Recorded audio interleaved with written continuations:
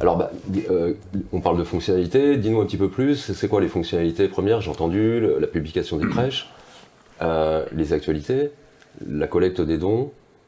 C'est ça, alors. Et tu m'as dit tout à l'heure qu'il y avait aussi les horaires de prière. Alors, exactement. Donc, l'application MyImam permet aux fidèles d'avoir dans la même application les horaires de prière, une boussole de géolocalisation pour qu'en plein voyage ou en plein déplacement, ils puissent avoir la direction de la prière via la Qibla, ce qu'on appelle la Qibla.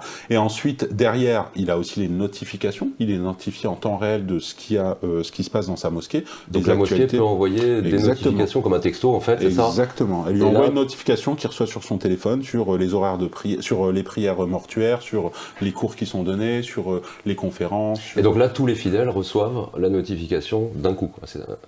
Exactement, tous les fidèles.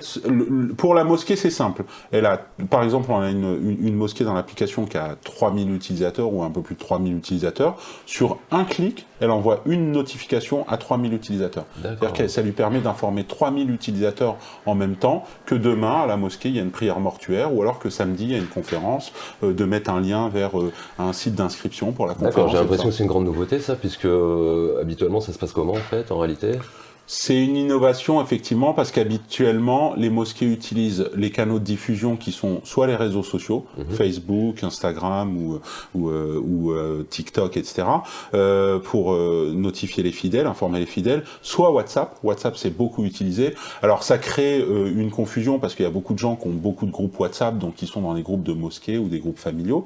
Donc, elle utilise toutes ces notifications pour les informer, ou alors, des fois, sur Facebook ou sur du mailing, elle leur fait des mails ou des textos ou des choses. Et puis peut-être historiquement, j'ai vu moi dans des mosquées des affiches, des messages au micro, etc. Mais là, dans l'occurrence, ça va concerner que les fidèles qui vont être présents à la mosquée. C'est ça, c'est ça. Okay, alors que là, cette application, si je comprends bien, elle va permettre aussi de communiquer avec des fidèles qui peuvent peut-être pas se déplacer pour des raisons... Exactement. D'accord, merci.